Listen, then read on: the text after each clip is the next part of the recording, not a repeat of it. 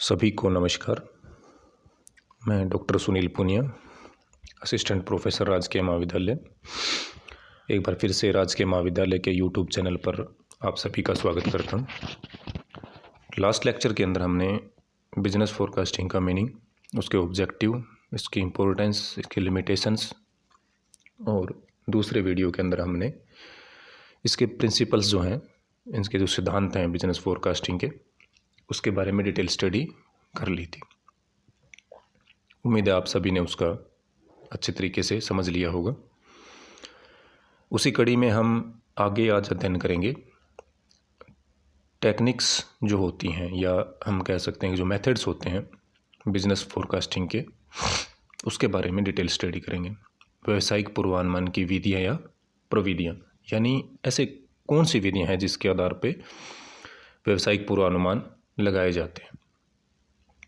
प्रत्येक व्यवसायी जो होता है वो अपने व्यवसाय के बारे में कुछ ना कुछ पूर्वानुमान लगाना पड़ता है उसको, लेकिन कुछ जो बिजनेसमैन होते हैं उनके जो पूर्वानुमान होते हैं वो या तो अनुभवहीनता के कारण, या उनके पास ओरिजिनल डाटा नहीं होते, या उनको स्टैटिकल या इकोनॉमिकल जो नियम होते हैं, जो सिद्धांत होते हैं, उनकी नॉलेज नहीं होती है। एक तरह से हम कह सकते हैं कि वो उनके प्रति अनभिज्ञ होते हैं। तो इस त्रुटि के कारण वो जो अनुमान लगाते हैं वो केवल मात्र अनुमान ही रह जाते हैं, जिसके कारण वो जो पूर्वानुमान करना चाहते हैं वो नहीं हो पाता है और उन्हें बिजनेस में प्रॉफिट की बजाय हानि उठानी पड़ती है। इससे ही बचने के लिए व्यावसायिक पूर्वानुमान की कुछ ऐसी वैज्ञानिक विधियों का विकास हुआ जिसके मतलब प्रयोग करके जो बिजनेसमैन है वो अपनी रिस्क को कम कर सके और अपने प्रॉफिट को बढ़ा सके।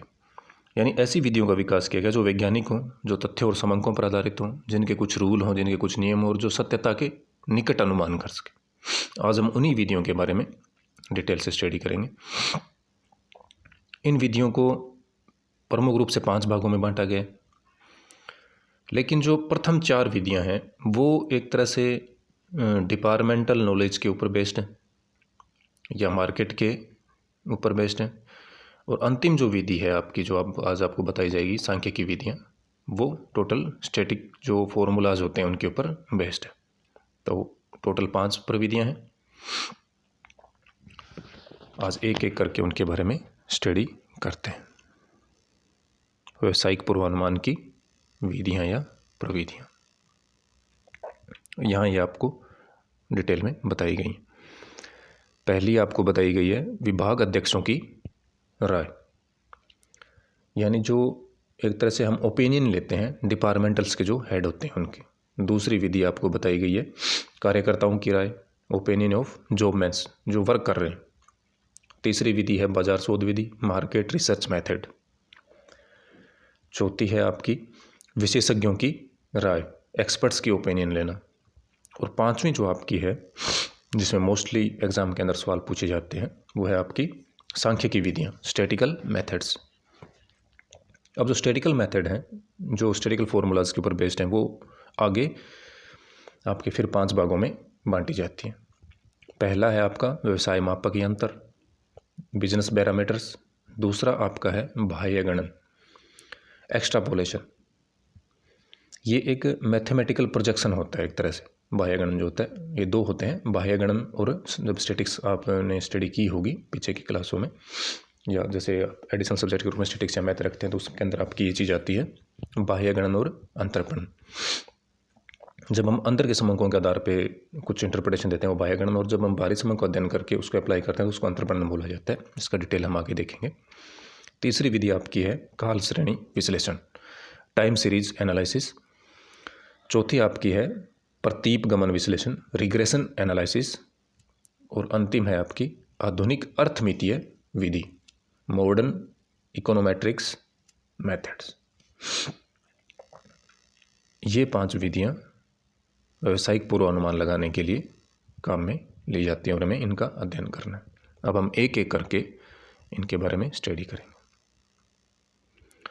पहली आपकी आती है विभाग अध्यक्षों की राय, ओपिनियन ऑफ डिपार्टमेंटल हेड्स। इसमें क्या किया जाता है, जो विभाग अध्यक्ष होते हैं वो अपने विभाग के बारे में पूरी जानकारी रखते हैं, तभी उनको विभाग अध्यक्ष बनाया जाता है। उनके अनुभव, ज्ञान, कौशल, दूरदर्शिता आदि के आधार पर पूर्वानुमान लगाए जाते हैं। उनसे पूछा जाता है कि आप अपने अनुमान बताइए, और सभी विभाग अध्यक्षों की राय ले ली जाती है, और उसके आधार पर भावी जोखिम को कम करने के लिए पूर्वानुमान लगाया जाता है। ये बहुत ही सरल विधि है, कम खर्चीली है, आसानी से की जा सकती है, कम समय में किया जा सकता है। लेकिन इन प्लस पॉइंट होने के साथ साथ इसके कुछ ड्रॉबैक्स हैं कि एक तरह से तो जो कर्मचारी होते हैं ज़रूरी नहीं है कि वो इतने योग्य हों कि वो भावी पूर्वानुमान कर सकें। एक आदमी काम कर सकता है, लेकिन एक अनुमान लगाना, एक रिस्क उठाना, उसके बारे में राय देना, ये अलग बात होती है।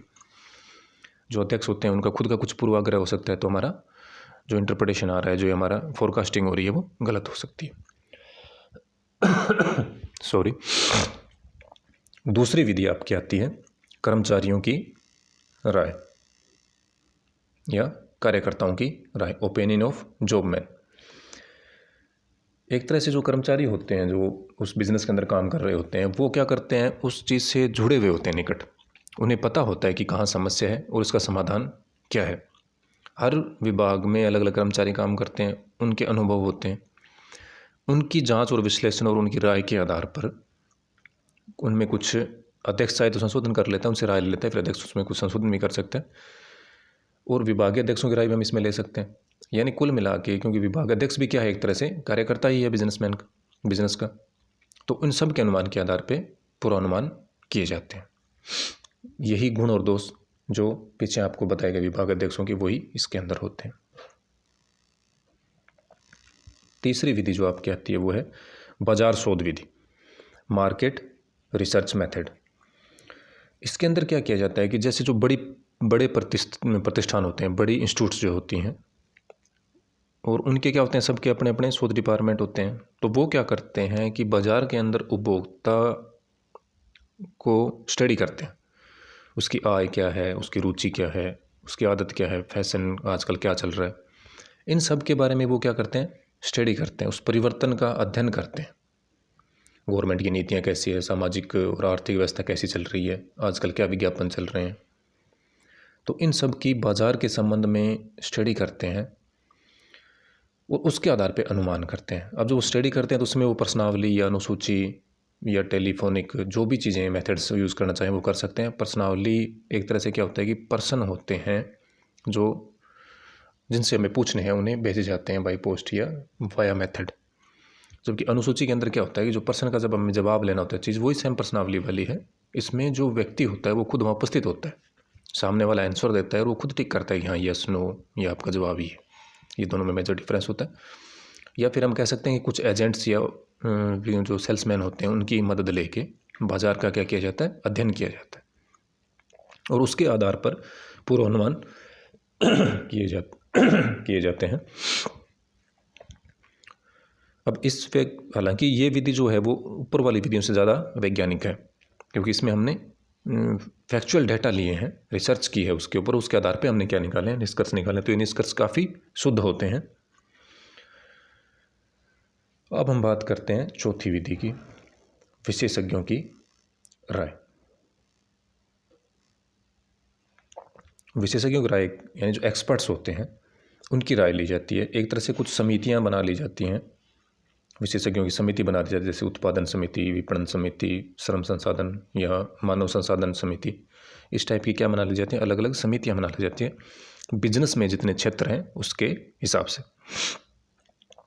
अब इनके तकनीकी विशेषज्ञ नियुक्त होते हैं। ये क्या करते हैं, पीछे की भूतकालीन घटनाओं को वर्तमान परिस्थितियों में विश्लेषण करके और भावी पूर्वानुमान करते हैं, जो कि सत्यता के क्या होते हैं, काफ़ी निकट होते हैं। अब इसके लाभ क्या है कि ये योग्य व्यक्ति होते हैं तभी उनको नियुक्त किया जाता है, काफ़ी निकट होंगे सत्यता के, सरल विधि है, कम खर्चीली है, जल्दी इसके निष्कर्ष निकाले जा सकते हैं। ड्रॉबैक्स इसके क्या है, सांख्यिकी विधियों के प्रयोग का इसमें अभाव रहा है। अभी तक हमने कोई मैथमेटिकल या इकोनॉमिक या स्टैटिकल टूल इसमें यूज़ नहीं किए, तो हम इसको वैज्ञानिक नहीं कहते, केवल मात्र अनुमान पर आधारित है। अब विशेषज्ञ अलग अलग नियुक्त कर दिए, अब कोई ज़रूरी थोड़ी है सभी की राय एक होगी, तो कई बार विरोधाभास की स्थिति भी इसमें पैदा हो जाती है। तो ये सारी थी आपकी विधियाँ जो कि क्या अनुमान या फिर रिसर्च के ऊपर बेस्ड थी। अब आपकी आती हैं सांख्यिकी विधियाँ, स्टैटिकल टेक्निक्स।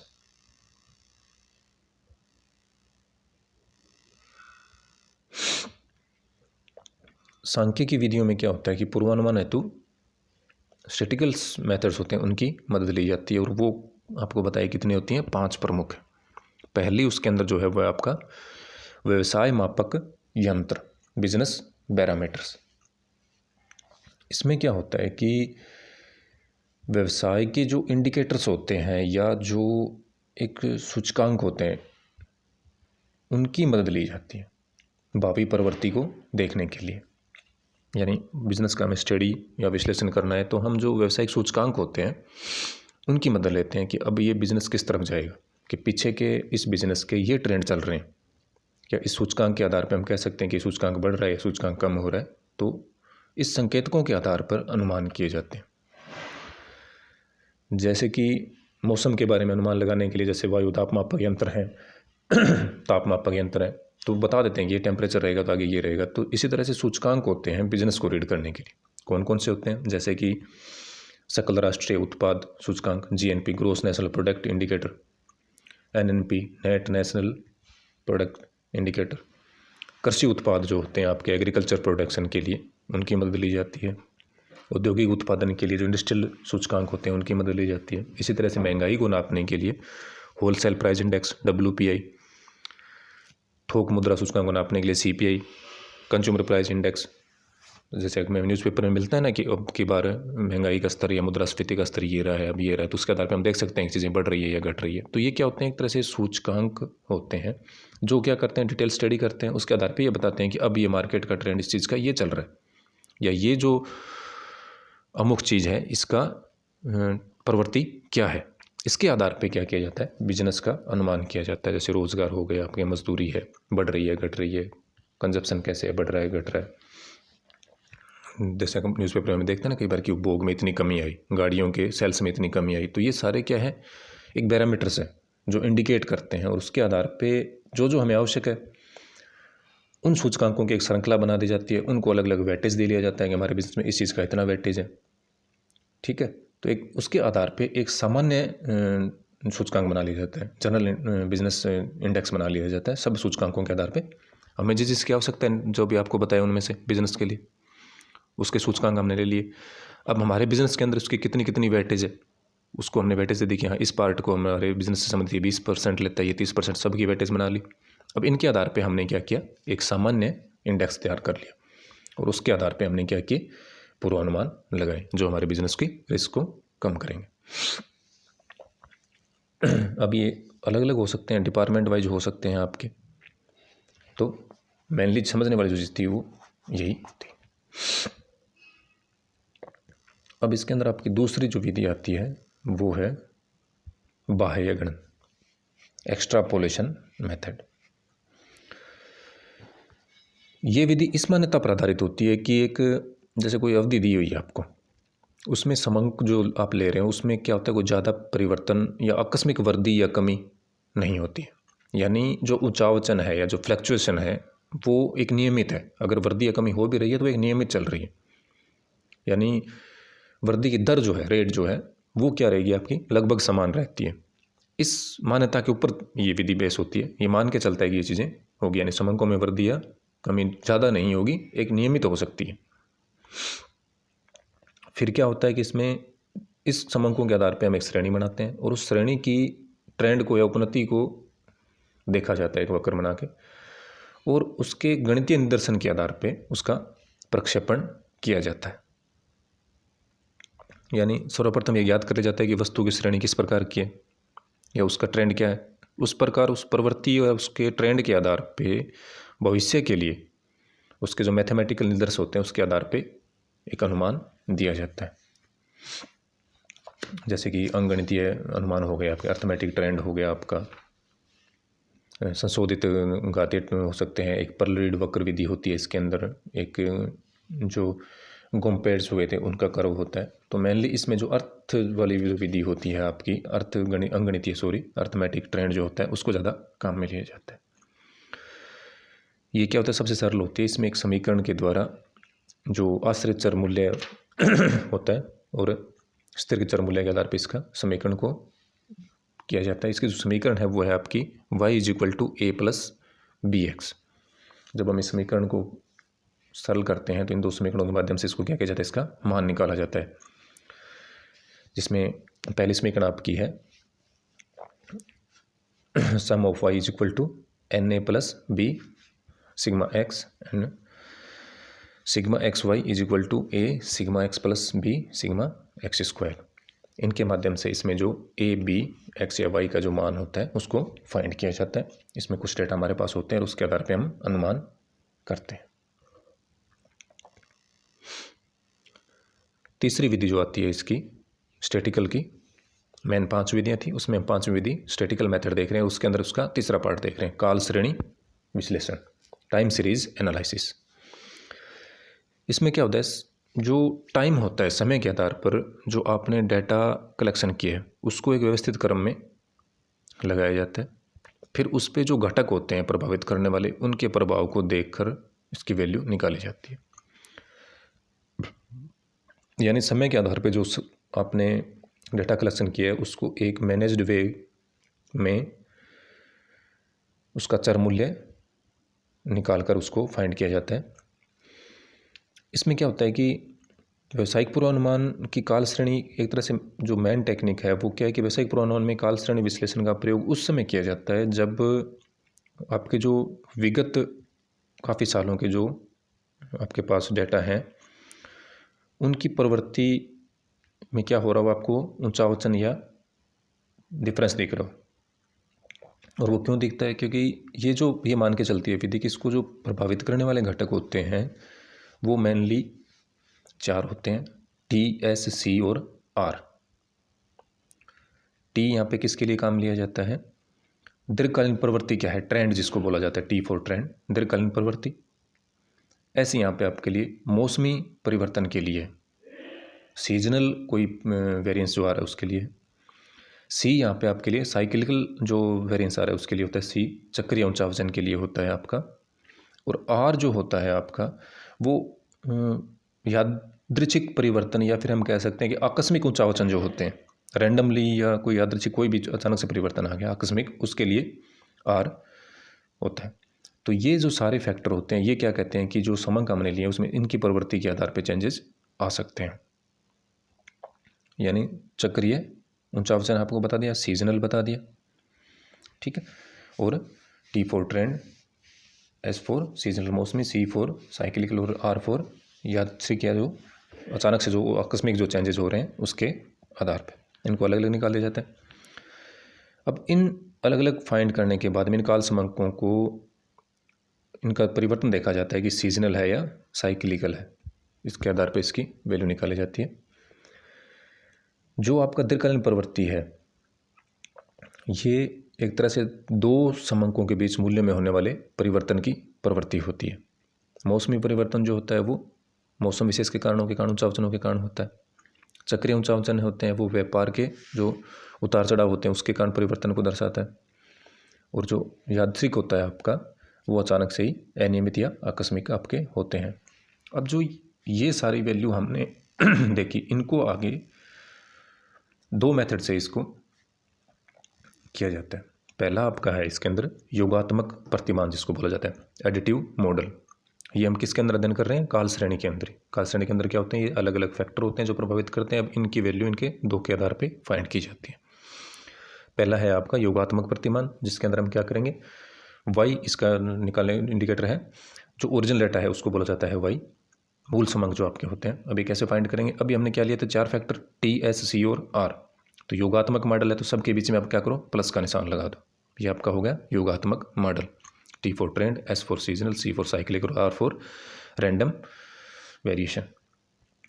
दूसरा मॉडल इसका है वह गुणात्मक प्रतिमान। तो जहाँ जहाँ आपने प्लस का साइन यूज़ किया वहाँ आप इसमें मल्टीप्लाई का साइन यूज़ कर दीजिए, तो ये आपका गुणात्मक प्रतिमान हो जाता है।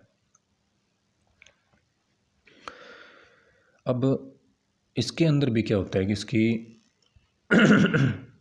जो काल श्रेणी में हमने उपनति या ट्रेंड जो निर्धारण किया है उसकी भी क्या अलग अलग रीतियाँ हैं। अब उनमें सभी में से किसी रीति का चुनाव करके और फिर उसमें जो सीजनल या मौसमी जो परिवर्तन है उन संशोधित श्रेणी का भविष्य के लिए प्रक्षेपण किया जाता है। हालांकि इस विधि के अंदर आकस्मिक ऊंचावचन जो होते हैं उनका पूर्वानुमान लगाने का आसान कार्य नहीं होता है, लेकिन पीछे की प्रवृत्ति देख के उसके आधार पर जो काल श्रेणी है उसके विश्लेषण की सहायता से दीर्घकालीन प्रवृत्ति या मौसमी परिवर्तन या चक्रीय ऊंचावचनों के द्वारा भावी प्रवृत्तियों को क्या लगाया जाता है, अनुमान लगाया जाता है। अब इन वैल्यू के आधार पे भी इसके आगे सब में मेथड्स आ जाते हैं, जिनसे अभी जो हमने इन सब से जो ट्रेंड ज्ञात किया उनमें से किसी एक विधि द्वारा इस ट्रेंड को नापा जाता है। पहली आपके इसके अंदर आती है मुक्तास्थ विधि, फ्री हैंड कर्व मेथड। इसके अंदर जो मूल काल श्रेणी के जो बिंदु होते हैं आपके पास उनको एक तरह से अंकित कर लिया जाता है और एक चित्र बना लिया जाता है, डायग्रामेटिकली प्रेजेंटेशन की जाती है इसकी, और ऊंचावचन के आधार पे जो सर्वोत्तम सरलीकृत वर्ग बनता है, एक डाटा होता है उसके आधार पे हम वक्र बनाते हैं और उसके आधार पे हमें पता लगता है कि हाँ ये इसके हमारा आइडिया ये रहेगा कि लगभग ये एक वक्र इसमें निकल कर आएगा। दूसरा आपका इसके अंदर होता है अर्ध मध्यक रीति। इसके अंदर क्या होता है कि आपका जो संपूर्ण काल श्रेणी होती है उसको दो भागों में बांट लिया जाता है। तत्पश्चात उन दोनों भागों को क्या किया जाता है कि प्रत्येक का समांतर माध्य ज्ञात कर लेते हैं और उन माध्यों की मध्य का उनकी बिंदुओं के सामने रख देते हैं जो हम दो भागों में बांटा है उसको, और समांतर माध्यों को मध्य का समत बिंदु के सम्मुख रखने के बाद में दोनों समांतर माध्यों को उनकी मिलाते हुए हम एक प्रवृत्ति रेखा खींचते हैं और उसके आधार पर हम क्या करते हैं, पूर्वानुमान करते हैं। तीसरी विधि इसके अंदर आती है चल माध्य विधि, मूविंग एवरेज मेथड। जो दीर्घकालीन डेटा हम मोस्टली निकालते हैं उसके लिए आपकी ये जो चल माध्य विधि होती है ये सबसे ज़्यादा उपयोग की जाती है। इसके लिए एक सबसे पहले अवधि का निर्धारण किया जाता है कि हमें कितने साल के लिए चाहिए, 5, 10, 15। फिर उस जो अवधि निर्धारित की है उसके लिए उसके सामने उसके वर्ष रख दिए जाते हैं, मध्य एक वर्ष के सामने रखना होता है हमें उसको। और जैसे हमने 5 वर्ष के आधार पर चल माध्य हेतु प्रथम 5 वर्ष के समूहों का योग करके तीसरे वर्ष के सामने हम रख देंगे कि उसका मीडिएटर क्या है, 5 का 3। प्रारंभिक वर्ष को छोड़कर पुनः निर्धारित अवधि के समूहों का योग कर लेते हैं और उसके लगातार ये प्रक्रिया आगे चलती रहती है, एक एक को छोड़ते रहते हैं और बाकियों की मिड के सामने वैल्यू रखते हैं। फिर उसके बाद हम क्या करते हैं, उसका निर्धारित अवधि के समूहों का योग और औसत ज्ञात कर लेते हैं और उसका चल माध्य निकाल लेते हैं। चल माध्य कैसे निकलेगा, चल माध्य अवधि के समूहों का योग समेशन या सिग्मा एक्स डिवाइडेड बाई चल माध्य की अवधि या एन, यानी sigma X divided by N, इससे इसकी वैल्यू निकल जाती है। और फिर आप मूल समंक और चल माध्यों को रेखा से प्रदर्शित करके उसकी प्रवृत्ति की जानकारी आप क्या कर लेते हैं, फाइंड कर लेते हैं। नेक्स्ट इसके अंदर आती है आपकी न्यूनतम वर्ग रीति, लीस्ट स्क्वायर मेथड। इसके अंदर क्या होता है कि ये इस मान्यता के आधार पर एक तरह से गणितीय समीकरणों की सहायता से काल श्रेणी के लिए सर्वोत्तम उपयुक्त लाइन ऑफ बेस्ट फिट इसमें खींची जाती है और इसमें दो चरों के बीच संबंध की माप के लिए एक समीकरण का यूज किया जाता है, y = a + bx, जो आपको पहले बता दी गई है और उसकी वैल्यू इसके अंदर निकाल के उसको सरल किया जाता है। नेक्स्ट जो इसकी विधि आती है वो है आपकी प्रतीपगमन विश्लेषण, रिग्रेशन एनालिसिस। इसमें क्या किया जाता है कि दो चर मूल्य जो आपके होते हैं उनकी संबंध की प्रकृति से जो स्वतंत्र चर होता है उसकी सहायता से जो आश्रित चर होता है उसका मूल्य निकाला जाता है। यानी इसमें क्या होता है कि आपके पास दो चर होते हैं, एक स्वतंत्र चर दूसरा आश्रित चर। अब दो चर मूल्यों की जो संबंध की प्रवृत्ति है उनकी आपस की, उसके आधार पे जो स्वतंत्र चर है उसकी सहायता से आश्रित चर की वैल्यू ज्ञात की जाती है और उसके आधार पे भावी पूर्वानुमान लगाने की क्षमता विकसित की जाती है। इसमें क्या होता है कि दो समीकरण प्रतीपगमन समीकरण बनते हैं। इसके अंदर आपके दो रिग्रेशन इक्वेशन बनेंगे आपके, कौन सा, x ऑन y, दूसरा y ऑन x। यानी इसमें क्या है, एक वेरिएबल स्वतंत्र है, दूसरा उसके ऊपर डिपेंडेंट है। समीकरण कौन से बने आपके, दो समीकरण बने, पहला x ऑन y, दूसरा y ऑन x।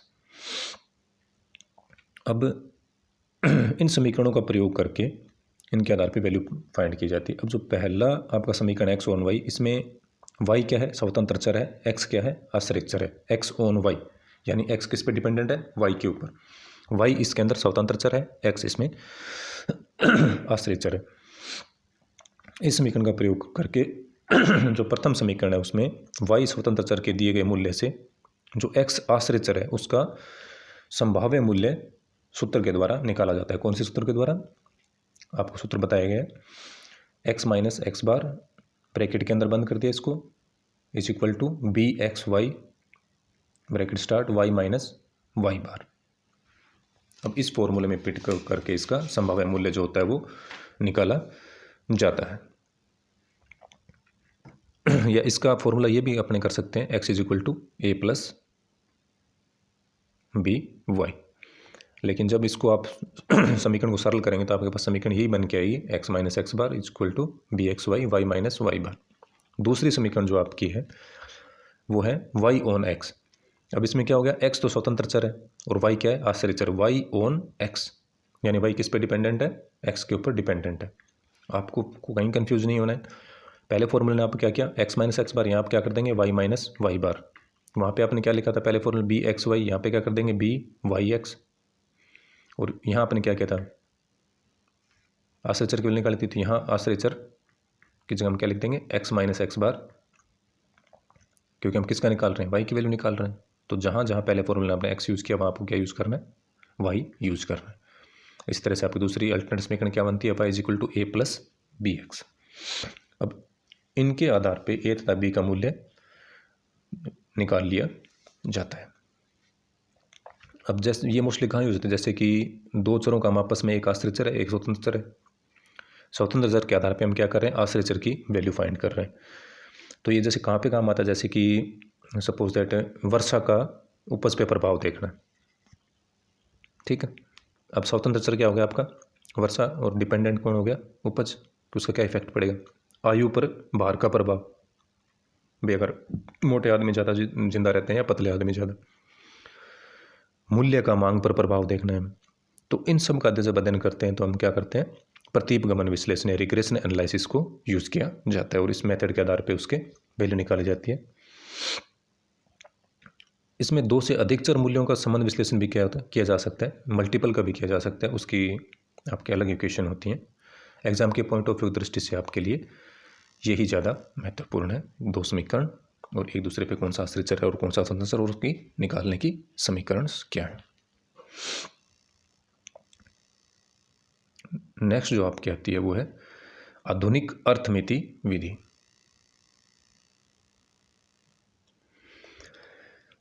इसके अंदर क्या होता है कि इकोनॉमिक्स और स्टैटिकल या मैथमेटिकल्स जो टूल्स हैं इन सब को मिलाकर इसका विकास हुआ है, मॉडर्न जो इकोनॉमिक मैट्रिक्स मेथड है उसका। इसके अंदर क्या होता है कि विभिन्न चर मूल्यों के आधार पे जो आपको वैल्यू दी गई है, द्विपद समीकरणों का निर्माण किया जाता है और उसके बेस पे अलग अलग विकास मॉडल या ग्रोथ मॉडल फाइनल किए जाते हैं और उनके आधार पे अनुमान किए जाते हैं। इसका मेनली यूज स्टार्ट हुई थी, ये जो द्वितीय विश्व युद्ध था उसके बाद में इसको यूज़ करना स्टार्ट किया गया था। ये एक वैज्ञानिक विधि है, इसके कारण ये क्या है, बहुत उपयोगी है। इसमें क्या होता है कि अर्थव्यवस्था के जो क्षेत्र होते हैं आपके, उनके जो वेरिएबल्स होते हैं उनके आधार पे द्विपद समीकरण बनाए जाते हैं और उसके आधार पे ग्रोथ मॉडल बनाए जाते हैं। इन मॉडल की सहायता से हम क्या करते हैं, अर्थव्यवस्था की भावी गतिविधियों का प्रक्षेपण या अनुमान करते हैं। ये एक तरह से वैज्ञानिक विधि है और इसके निष्कर्ष भी क्या होते हैं, काफ़ी शुद्धता के निकट होते हैं, क्योंकि इसमें जैसे ये सारे टूल्स इकोनॉमिक, स्टैटिकल, मैथमेटिकल और कंप्यूटर का यूज किया जाता है। अब बात आती है कि हमने सारी विधियों का अध्ययन कर लिया। टोटल 5 विधियाँ थी, 4 अनुमान और मार्केट रिसर्च पे बेस्ड थी, 5 स्टैटिक्स के ऊपर बेस्ड थी और जो स्टैटिक सांख्यिकी विधियाँ हैं उनके भी हमने 5 पार्ट का अध्ययन कर लिया। अब पूर्वानुमान के लिए या फोरकास्टिंग के लिए सबसे उपयुक्त विधि कौन सी है, इसका चुनाव कैसे किया जाए। तो इसका चुनाव हम, ये कुछ बेस हैं आपके उसके लिए बताए गए हैं आपको, इनके आधार पे आप क्या कर सकते हैं, उसका चुनाव कर सकते हैं कौन सी विधि उपयुक्त रहेगी इसके लिए। तो हमें सबसे पहले क्या देखना होता है कि पहला फैक्टर जो है कि हमें कौन सी विधि यूज़ करें, इससे डिपेंड करता है कि हमारा बिजनेस कैसा है, हमारे रिक्वायरमेंट्स क्या हैं। तो पहले सबसे पहले आप देखिए कि जो आप व्यवसाय जो करना चाहते हैं वो किस टाइप का है और हमें उसके लिए कितने डाटा उपलब्ध हैं। क्योंकि पूर्वानुमान क्या कहता है, जो आपके पास समंक उपलब्ध हैं उन पर वैज्ञानिक विधियों का प्रयोग करते हुए भावी अनुमान लगाए जाते हैं। तो जब समंकों की उपलब्धता जिस प्रकार की है तो विधि भी हम क्या करेंगे, उस टाइप की यूज़ करेंगे। अगर हमारे पास समंक अच्छे उपलब्ध हैं तो हम स्टैटिकल और मैथमेटिकल टूल्स यूज़ कर सकते हैं। अगर हमारे पास समंक उपलब्ध नहीं है तो हम सिर्फ अनुमान के ऊपर चलेंगे फिर खाली। तो समंकों की पर्याप्तता और उपलब्धता कैसी है, सबसे पहले हमें ये देखना होता है। उसके आधार पर हम क्या करते हैं, विधि का चुनाव करते हैं। दूसरी चीज़ हमें क्या ध्यान रखनी है, अवधि। भाई शॉर्ट टाइम है या लॉन्ग टाइम है, उसके हिसाब से हम अनुमान करेंगे। नेक्स्ट जो हमें ध्यान रखना होता है वो है उद्देश्य। हमारा टारगेट क्या है, किस चीज़ के लिए हम अनुमान कर रहे हैं। फिर हमारे पास साधन क्या क्या है, संसाधन या साधन हमारे पास क्या क्या है। फिर हमें क्या ध्यान रखना है, परिशुद्धता की मात्रा, हमें कितनी एक्यूरेसी चाहिए। हमें मोटा मोटी अनुमान करना है तो हम कोई भी विधि यूज़ कर सकते हैं, लेकिन एक्यूरेसी की परसेंटेज जैसे जैसे बढ़ती जाएगी वैसे वैसे हमें सांख्यिकी विधियों की तरफ आना पड़ेगा। फिर आपका आता है व्यवसाय की प्रकृति और आकार। आपका बिजनेस किस टाइप का है, उसका मौसमी है या रेगुलर चलने वाला बिजनेस है, उसके आधार पर हम क्या करते हैं, अनुमान की विधियों का चुनाव करेंगे। और अंतिम जो आधारभूत तत्व है कि कौन सी विधि हमें काम में लेनी चाहिए, वो है सुविधाओं की उपलब्धि। हमारा बिजनेस का आकार क्या है, हमारे पास कितने रिसोर्सेज हैं, हम कितना एक्सपेंसेस कर सकते हैं उस विधि के लिए, हमें खर्चीली विधि का चुनाव करना है या सस्ती विधि का चुनाव करना है। तो इन सुविधाओं की उपलब्धता हमारे पास कैसी है। अब इन सारे आधारभूत तत्वों को ध्यान में रखते हुए हमें क्या करना होता है, विधि का, उपयुक्त विधि का चुनाव करना होता है। ये थे आपके सांख्यिकी विधियाँ। और हमने आज क्या व्यवसायिक पूर्वानुमान की जो सभी विधियाँ हैं उनका कंप्लीट स्टडी की। ये चैप्टर बिजनेस फोरकास्टिंग आपका कंप्लीट होता है। Thank you.